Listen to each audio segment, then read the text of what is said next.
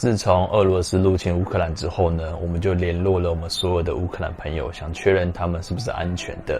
但是有其中一位，我们花了1个星期的时间才联络到，他就是之前有在我们影片里面出现的 Taya， 他也是乌克兰的 YouTuber。联络到Taya之后，我们才知道原来他将近60岁的父亲花了5天送他离开乌克兰，然后又自己回到基辅提枪上战场。因为有太多事情发生了，所以Taya才没有时间回我们讯息。我们一起来听听他的故事。Hello, Taya. Yeah, so it's good to see you here, and we guess it's a very hard moment for you, and you have been through so many things during the last 2 weeks. So we would like to thank you for sharing your personal stories with us so we can know the situation better. Thank you for inviting. I'm happy to share, to actually share the correct information, because there's so much information everywhere about Ukraine, as if it's a new trend to support Ukraine, you know. Before 24th of February, did you think it was possible for Russia to really invade Ukraine? Honestly, myself, I didn't believe it.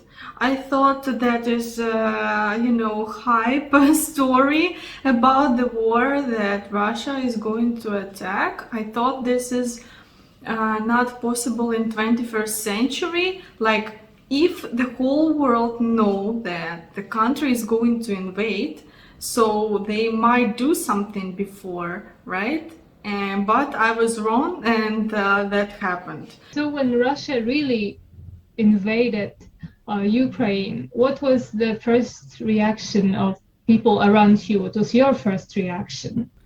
Well, it was very early morning, around 5 a.m. as if I remember. I heard actually bomb, and it wasn't very loud, but it was like, kind of fireworks sound. So, first thought in my mind, well, is it like war? And I was like kind of making joke in my head, but then yes, it turned out to be that it is a war, and people around me, they are all scared. And the first day it was more or less okay, because it's just started, so no one believed what will be next. And then every other day, second and third day, everyone was waking up, reading the news and thinking that it's going to finish and end soon, but it's still going on. So you decided to leave Kyiv after a few days, and what was the situation on that day? I left Kyiv after 2 or 3 days. There, one of the main aims was to get Kyiv. Hopefully for me, I live in the area where it was safe back then. Now the whole Kyiv, I think, is not safe. I slept one night in a shelter.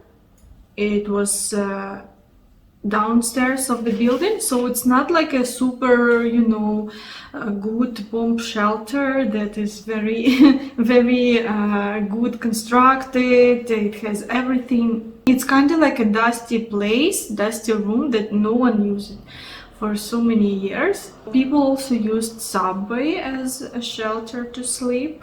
People try to educate themselves what to do, where to go in case of the air attack or something like that. And then you decided to leave Kyiv, and from what we know, it took you like 5 days to get from Kyiv to Poland. So how was the way? I mean, what was the biggest challenge you had to deal with on your way to Poland? I'm not a person who likes to travel a lot by car and by bus, because it makes me, nauseous, and but I didn't have any choice, because the train, there are free trains right now from dangerous cities, but they are all stuck. You can just stand 8 hours in a train because there's no place to sit. So hopefully my family has a car, and my dad drove me to the border, like to the west of Ukraine, and then from there I took a bus to cross the border to Poland. So it was more or less comfortable. I do not say that it was bad, but you know, you can't really sleep and you can't concentrate during this time. In regular days, I think that would be very tiring to drive like 7 hours a day or something. But in these times, you're like seeing as the time flies, and you don't take it as some big challenge for yourself. When you are in such situation, you think about not convenience. You just didn't have any other choice, and hopefully I did it then, because now it's more and more people realizing they have to go out of the country. There are some points on the Polish border that people were waiting 3 days in a car just to cross the border. In my way, a bus was the best because it took me maybe 9 or 8 hours of waiting on a bus, and this is considered pretty fast. You are in Poland now, so are you going to stay in Krakow? Honestly, I don't have any specific plan so far, because my biggest plan was just to get out of the country and just to, you know, stay somewhere where there's food and to come down and to think. I still don't believe that happens. For me, it's all like a nightmare. I still will hope that tomorrow I wake up and everything will be as the same before, but it wouldn't. So I will see where I go, because there are more and more programs different countries making for Ukrainians. So I'm sorry if my questions sound a little bit rude, because I think it's very difficult to ask you. Yeah, what is your plan? No, it's not. It's not rude. People were asking me the same. I just can't answer because, yeah, for me, Poland is a comfortable country because I speak some basic Polish. This is a big plus, and plus I have many acquaintances who came to Poland, because it's a #1 country where Ukrainians were fleeing to, and yeah, and very similar, everything is very similar to Ukraine, so for me now it's the most comfortable country to stay. How can other people help Ukraine abroad? So foreigners can firstly donate to Ukrainian army. There are a lot of other organizations that need donations. I'm talking about official one, because I think they're starting to be scam organizations or people who are making money out of it. Foreigners can also apply for Ukrainian army, so they can join. Yes. And actually, I think there are some Taiwanese, they are interested in like join Ukrainian army. I've heard also about some Japanese joining. Yeah. So, yeah, that's true. Wow. I'm really surprised actually that people want to fight on our side. So that was excitement for me. You probably know that recently there are many information, not always true. There are some fake news. And maybe you've heard about some of them. Is there any that you would like to clarify? Yeah, that's true. That's a big problem because it's informational war too, not only a real one. And people start to notice there's a lot of aggression from both sides. Like in my point of view, this is not right to say lots of bad things for all nation, because a lot of Ukrainians think that all Russians, it's their fault that it happened because they don't do anything with their government, you know. About news, I don't know whom to believe. It's hard to believe which one is true. But for example, the latest one that I've heard, there's Irpin, it's such a city in Kyiv suburbs, and this city is totally destroyed, like 100%. It's dangerous. So in this town, people were hiding from air attack under the bridge, and there is a photo.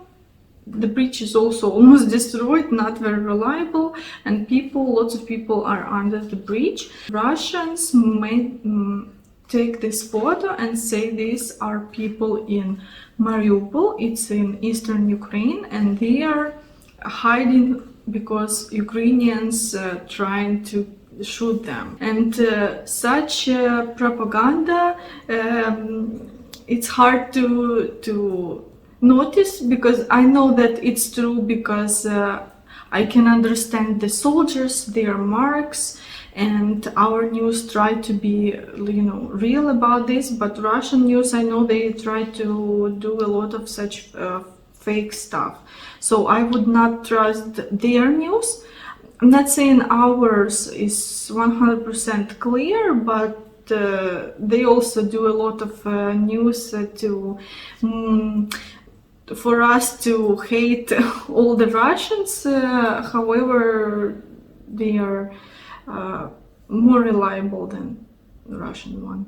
Actually, we have one Russian friend who is very actively preparing some protests in St. Petersburg, and and we are kind of afraid of, worried about her, because we wrote her a message a few days ago and she didn't reply, and we are afraid something has happened. Maybe the police arrest her. You have all the rights to worry, because I know that in Russia they hide this truth, and you will go to jail if you say there's war in Ukraine. You can go to jail for up to 15 years. I think if you kill someone, you even can go to jail for less years than if it's connected to Ukraine and you say something that is different from their point of view. I'm also scared for Russian, how you going to live, because I have relatives in Russia and in Belarus, and most people, of course, they don't want war. So do you have any message to our audience? I'm kinda, frustrated to say that, but still, because of this, the whole world find out about Ukraine, and I hope you can come to visit Ukraine when things calm down, because I think it's a nice country and there's a lot of things to see. I hope your subscribers, you guys can enjoy the time there, and let's just be friendlier to each other and think with our own head first. Wish you everything will be okay, great with you and for all your family. Thank you, guys. I really hope it ends soon, because it destroyed many people's life. I am doing safe and sound right now. I'm not struggling. Hopefully I can do some job online. I have my channel and people supporting me, but I hope people who are in a worse situation can find how to start their life from scratch. Thank you, Taya. Thank you, Taya. 这是Taya的父亲，虽然年近60，还是自愿从军保卫家园。他所属的军团需要财政支持，如果你有意赞助，我们把汇款资讯列了出来，目前只收美金，给你参考看看。像Taya这样从乌克兰逃到波兰的难民，已经超过了100万人了。那因为乌克兰有规定，18到60岁中间的男生没办法离开，所以他们中间很多人其实是要跟家人分隔两地的，真的很难想象。那也因为现在世界各地的媒体都有在报道，所以来自各个国家的援助都很多。但是万一将来媒体开始对这件事情失去了兴趣，开始不报道了，这些难民的挑战才正要开始。那我们会继续分享来自当地的资讯给大家，继续关心这件事情。多走吧，圈你啊！